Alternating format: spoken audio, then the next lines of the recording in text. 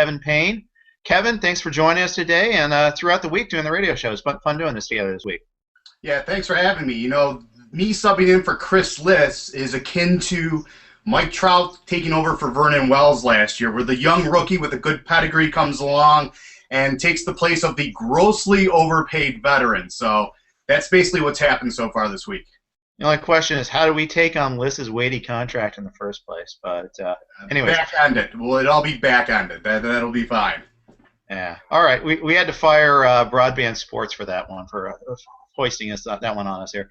All right. Let's talk trades.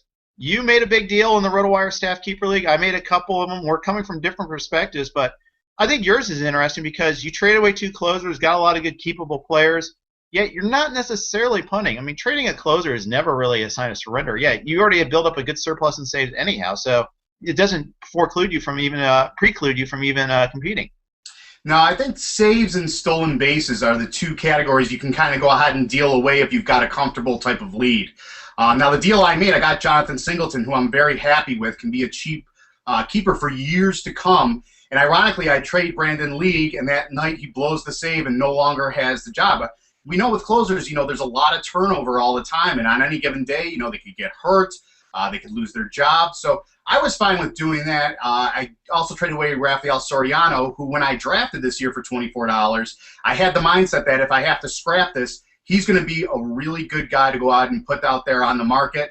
The only thing I would say, though, is with Jonathan Singleton, I mean, we just never know with these rookies. They don't always pan out. So it's kind of tough taking somebody that's a little bit uncertain, but 5-tool player, looks like he could be very good someday, and, the path to playing time's there. So overall, considering my situation that I'm playing for the future, I was very happy with it. Yeah, and really, you don't want him to get called up this year. You want to preserve that minor league eligibility. If he does get called up, you're hoping in September and he gets limited playing time. And then next year he blows up. That's the idea. So that way you can keep him as a $0 minor leaguer. You don't start that his contract. You don't want next year to be his A year, unless, of course, he tears it up, in which case you don't care. But if he's that good of a prospect. But either way, I kind of like that deal. Now, did Derek propose to you, or did you go out and seek him as a guy that once you saw that Derek was trying to go for it, you say, hey, I got these closers, I'm trying to sell them? Well, I did what I think everybody should do, because at this point, especially in keeper leagues, if you're playing for this year or next, I think we're deep enough into the season. So Derek actually approached me, but I put it out there to the league. I said, look, I have a surplus of saves and stolen bases. Derek's trying to make a run for it this year and needed the save, so he approached me. I did try to go after I countered with just Soriano because league was only $9, and with the contract the Dodgers gave him, my thought process was he does have some value before Monday night's blow-up, obviously, that I could keep him. But he came back and said, no, if you want Singleton, I'm going to have to go ahead and I need both closers. So in the end, I just said, who else is going to want Brandon League? His value's at the highest right now, and sure enough, it just happened to work out good for me. Yep, indeed. Now, one of the things I did on the opposite end is, in addition to posting a notice to the league that I was seeking starting pitching, I'm trying to go for it this year. I won last year. I've got this limited window. I got to, flags fly forever, so I'm going to go for it. But I also individually hit various owners that were looking to sell, or that I thought might look to sell. I didn't wait for them to come to me, because if you wait for someone to come to you, you're going to get a worse offer, generally speaking, and you're also you may not even get the offers. You have to be proactive. This worked last year and worked this year. I hit Dave Regan. I said, hey, is there any chance that Max Scherzer is going to be available? What's it going to take? He came back and proposed to me after that. He goes, Tony Cingrani is your best prospect, and I'm not really thrilled with any of the others, no offense. I go, I'll do that straight up for him. Like, done. An easy deal. And I like that. And he made already a trade earlier this year to try to go for it. He traded for not to go for it, but to rebuild. He went out and got Dylan Bundy, so he was already in that rebuild mode anyhow. So he was an ideal target. Last year I did the same thing. When either side of the coin, you need to be the guy making that first offer. You set the terms of it doesn't even have to be an offer, but you set the terms in a negotiation. You tell what you're interested in and kind of go from there. Otherwise, you're going to end up with settling for guys, or these second-tier guys that you don't necessarily want.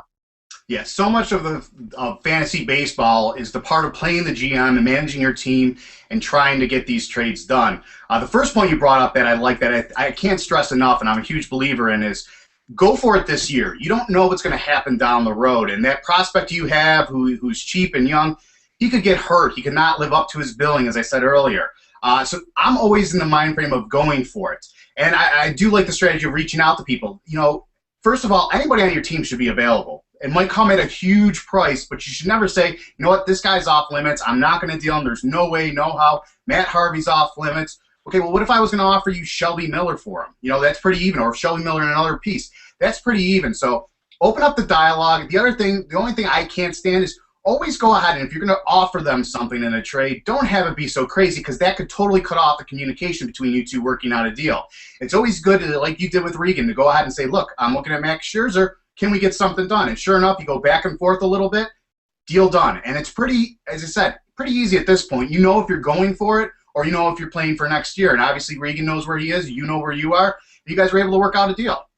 Yeah, exactly right. And don't be afraid to make the first offer. I know some people preach don't make the first offer. I think you lose out sometimes by doing that, because you don't get to set the terms, and also sometimes that offer never comes. You dance around it a little bit, you pussyfoot around it, and you don't end up getting anything done. Someone else swoops in, gets a deal that might not even have been as good as what you were willing to pay, but you never ever made the offer, so you'll never find out. So that happens too. The other deal I did was with Herb, and I took a chance on David Price. Off to a slow start. He also was on the DL. He started his rehabs. He started his throwing from a mound. I feel pretty confident when he comes back, he's going to be a better pitcher than he was earlier. So I was willing to take the chance. And this one I did with Herb. I deal at least make one trade a year with Herb Ilk. It always seems to be that way. But I asked him, hey, is David Price available? What's it going to take? And he looked at my farm system, went a little back and forth. I ended up dealing Robert Stevenson, a really good low-A pitching prospect. But I traded my two Reds pitching prospects, the two best guys they have in their systems, it turns out. I traded him and a first-round pick. I'm buying on the come that Price will come back early July and be the Price of old. I'll get him for 3 months, and we'll see what happens with that. But I thought that was worth it. I'm always willing to trade the pitching prospect. I feel like, as we've seen with Dylan Bundy, things can go wrong. Sometimes you end up with, even with Strasburg, he had to have it go on the DL eventually, himself miss a year. You take these chances, even if it's the best pitching prospect out there, I'm willing to deal that almost every time. Yeah, and Rick Ankiel is another good example of a pitcher who was, could not miss prospect, who just didn't go ahead and pan out. Getting back to Price, yeah, I like that move, and I think this is something Chris does, as far as trading or even drafting. If you can go out, that's a great way to get values, to get the guys while they're hurt. Price comes back and pitches a gem, all of a sudden his value doubles. You're going to have to give up so much more to get that guy. So take a look at some of these guys. Right now, Ian Kinsler, he's not helping fantasy owners. If you're in a position where you could use middle infield help, go out after a guy like that. Even a guy like Tulo right now, who just went on the DL, he's going to be out 4 to 6 weeks. But maybe you've got the bench spot to go ahead and throw him on your bench. Right now, those guys, their price is not going to get any lower. And it's not like they're in danger of losing the entire season, although who knows with Price. But that's the best time to deal for them when they're hurt and going to the owner who doesn't need them probably this year. Right, exactly. And I always find just be aggressive with all these guys, and it works out. Now, let's talk about the Major League trade deadline coming up. It's still not coming up.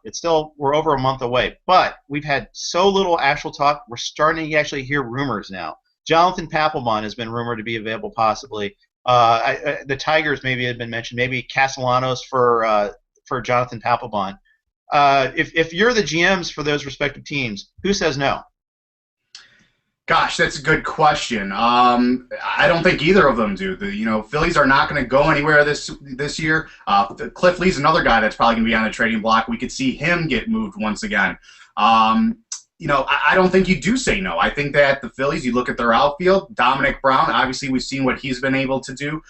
You've got Revere as well. So there's still like another spot sitting there. I don't think Delman Young is kind of this long-term solution. So to me, that seems like a great fit. Papa Grande, he's blown up. He's kind of been what we thought he was going to be. There's a reason he wasn't signed at the beginning of the year. To me, that trade just makes too much sense. It's kind of like the Oscar Taveras, Jerkson Profar. Those deals just make too much sense to me. So I don't see any side saying no to that as far as the Phillies and the Detroit Tigers go. Right. And, the Tigers are drawing some heat for not going out and getting a closer this offseason, but really it's Rafael Soriano. That was it. That's the list of guys that were available really to them to spend that draft pick on. I could see the case for it, but it was kind of prohibitive still, especially the way teams are valuing first-round picks these days under the new structure, especially. That means that their bonus pool that they would have had to sign their picks would have been significantly lower. It'd be a tough spot for them to be in. So I can see why they didn't do it. But, yeah, now they're going to have to pay the price in talent, and that's always worse than paying the price for an actual pick or for the future. So I see that, I kind of come around on that a little bit. But, a lot of things haven't worked out for them. My guy was Al Albuquerque. That hasn't worked out so well either. Yeah, no, it hasn't. And I think they were banking on somebody to kind of take that job, maybe even Benoit that you could fall back on. It hasn't been bad, by the way. Yeah, and Drew Smiley, too. I mean, his name, you could kind of throw that in there. Phil Koch, he was kind of closing for them last year during the playoffs. I mean, they had a few different options, I think. But I agree, when you look at the contracts that Fielder and Miguel Cabrera have, you're kind of all in. I don't know why you don't go ahead. And as you said, it's a little bit different than it is in other sports, giving up the pick and getting Soriano. But that's a move that I think you would have had to make. And I know that Washington had to spend the money, but I think, again, when you have such a big payroll, as the Tigers do, you're kind of all in there. And it's kind of sad when you think about how good that pitching staff has been this year. I mean, they've just been strikeout machines, that they don't have somebody at the end of the bullpen to go ahead.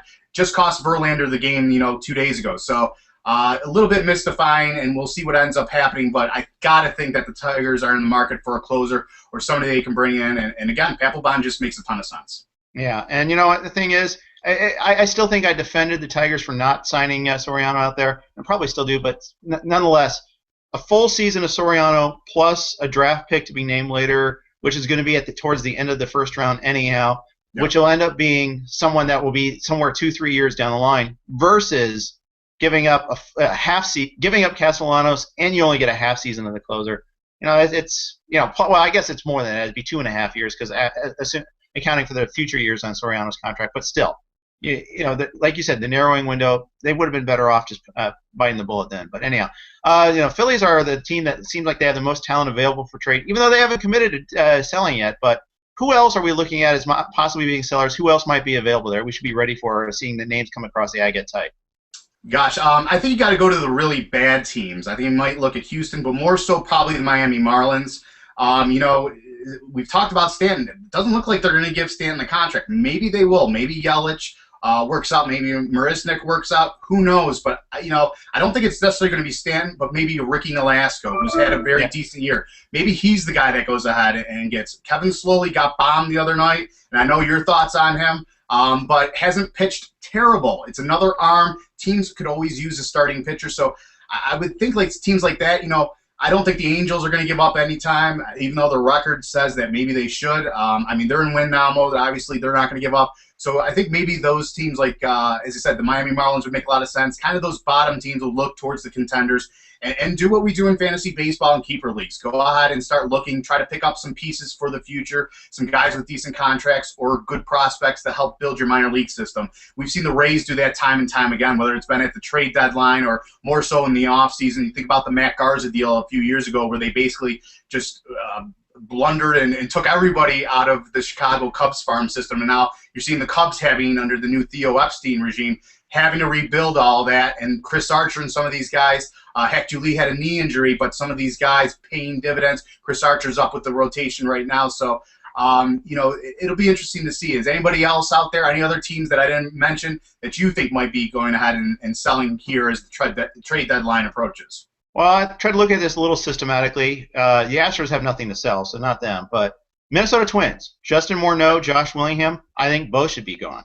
I think Glenn Perkins should be dealt now at his peak value. Now, I don't know if the Twins will feel that way because he's been so good, but this is the time before he depreciates in value. This is the time to sell him. So we'll see if they're on to doing that because they're not going to be going for it this year with the Tigers so prohibitively out. The Indians have started to fade. I want to see what happens with them. I don't think they're willing to give up, though, right now. But, I still don't see that pitching staff being a playoff contending team. So either they have to trade for pitching or they have to concede that they're not going to win this year, one or the other. So those are the obvious teams. Toronto made such a big push towards going for it this year that I don't think they're willing to swallow their pride and sell, but I don't know how realistic it is that they can contend this year. I think that Casey Janssen would be an ideal guy to trade if they did decide that they weren't going to go for it. And then the White Sox, if they have anything to sell. Yeah. That's always a question.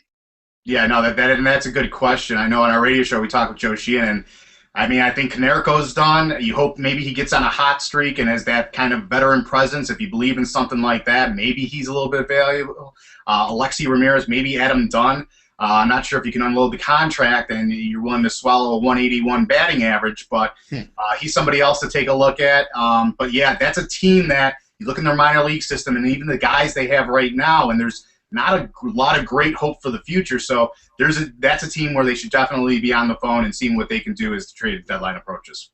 Exactly. And I'll throw one more team, the Cubs, to be another one. Yep. The run differential suggests that they're better than they are, but then you watch them play and you see why they are where they're at. Believe it or not, their bullpen actually won the game for them yesterday. That was pretty funny. So Mike Garza is another guy I think that might be the best pitcher that could go, actually, the starting pitcher at least. So we'll see about that. Well, go ahead. I was just going to say, that kind of wraps it up for me. Any other names I'm forgetting? Yeah, no, I was going to say Soriano makes a lot of sense. Maybe you just do it for next to nothing to get his contract off the books. If somebody's looking for a fourth outfield, David DeJesus, Nate Shearholtz hasn't played bad this year, so I definitely agree with you with the Cubs there. All right, very good. He's Kevin Payne. I'm Jeff Erickson. Thanks again for watching. Chris Liss will be back with a mystery guest next week. Thanks for watching RotoWire TV.